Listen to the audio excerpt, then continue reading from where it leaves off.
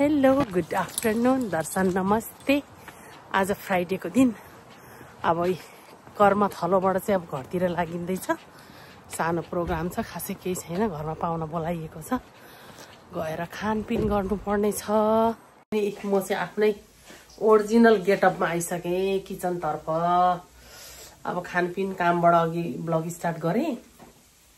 अब त्यस्तै छ, अब खानपिन बनाउन थालेँ। आजको लागि चाहिँ म बनाउँदैछु, यहाँनिर चाहिँ के बनाउँदैछु भने छड्के ससेस र आलुदम, अनि कोरियन चिकन, अनि फुरनदाना छँदैछ, मिक्स अचार। मेन कुरा चाहिँ आज अलिक ठन्डा छैन, एकदम वेदर राम्रो छ, त्यही भएर बाहिर चाहिँ मासु भुट्नु आँट्नु भएको छ मेरो श्रीमानज्यूले।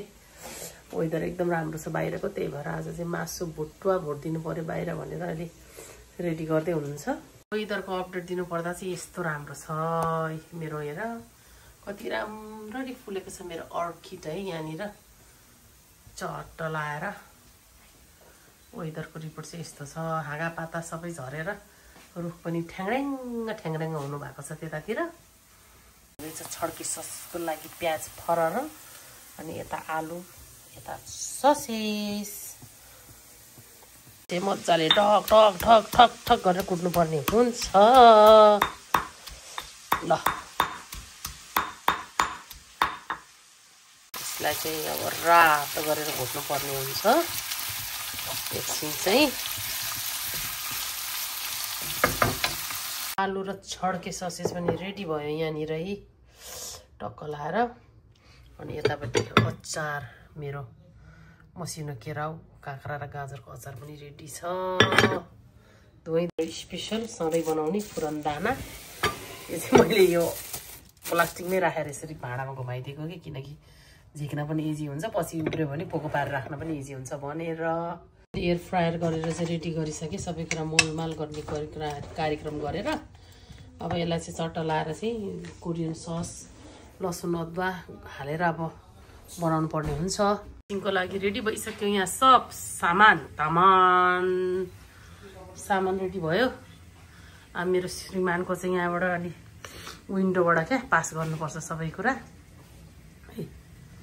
तोरीको तेल र मासुको पका त्यहाँ राखेर अब आगो बाल्नतिर लाग्नुभयो। चट्टा लाएर दुईजना अझ प्रकाश दाइलाई नि हेल्प मागी गरौँ भन्दै हुनुहुन्छ। अब हेरौँ दुईजनाले के चाहिँ गर्नु हुँदो रहेछ। आज चिकन पनि रेडी भयो। अब यमी भन्छ है, लु खाना आउँछ, को खाना हुन्छ। भेजिटेबलमा चाहिँ म मसरुम र आलु अनि हरियो भटमास बनाएर चाहिँ ग्रेभी बनाउनेवाला छु। चुल्हा पनि यस्तो मैला भइरहेछ कि चलाउँदा सबै धुलो मैले झरेर पकाएको चिजहरू माइन्ड नगर्नु होला। यतापट्टि रेडी भयो मेरो मसरुम, आलु र ग्रिन भटमासको सब्जी भनेर स्प्रिङ रोल ल्याइदिएको। कति मजाले के टक्क टक्क टक्क मिलेको हौ, टक्क परेर बक्समा। चाहिँ पाक्नुभन्दा बेसी गन्थन भयो जस्तो छ यहाँ। आमामा काजी सापको बसाइ हेर्नु, त्यहाँनिर काजी सापको बुढा, काजी सापले पुरा पढाएर बर्बाद गर्नु। हजुरले पढायो भन्दै हुनुहुन्छ त्यहाँनिर। अब दुईटैको बराबर हुन्छ। ल अब हाम्रो कसले चाहिँ राम्रो कुरा हो भन्ने त्यही भयो खास गरी चाहिँ होइन। पढाउनु त दुईटैले पढाउने हो। मलाई मैले उसलाई जाने जी सारा किमतीको पढाइ एकअर्कालाई पढायो, को चाहिँ विद्वान हुने हो त। अब ल अब हाम्रो यो चाहिँ समर स्टार्ट हुनुभन्दा अगाडिको फर्स्ट मेसिङ है मेरो बुढोको। अब समर सुरु भएपछि त केदार सङ्केतको त यहाँनिर हो। अब मलाई छैन कि अरे, हजुरलाई छ नि, अब के थाहा त हो। हामी त खाइदिन्छौँ। ल है, चलाउने तरिका चाहिँ यही हो है, यही हो। श्रीमानज्यूको डिपार्टमा चाहिँ स्वाद पाक्दैछ भने यहाँ मेरो चाहिँ यहाँनिर कुकुरीका पाक्दैछ है, कुकुरीका यहाँनिर। ल आजको मेरो भान्सा चाहिँ अब यसरी भाग लगाइया छ।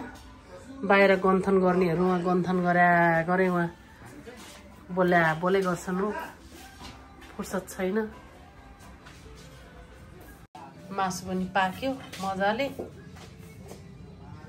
भुटुवा हालेको छैन हौ आमालाई, अलिकति साँच्ची म लिएर आउँछु। यस गरौँ न। आगोमा पोलेको आलु चाहिँ अब आमा बाबालाई दिनु पर्यो क्या नक्कली ल बाबा आमा आलु खानु त ए आगोमा पोलेको आलु आमा आगोमा पोलेको आलु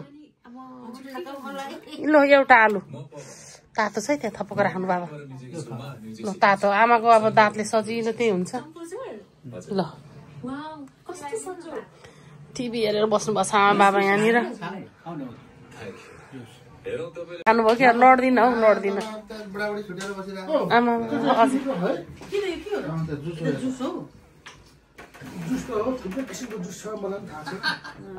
के भयो त हौ के भयो गएर छ्याम्म बिचमा सुत्नलाई खेलाडी फुटबल खेलाडी भोकाएर आएर 10 out of 10 भयो आन्टीले बनाएको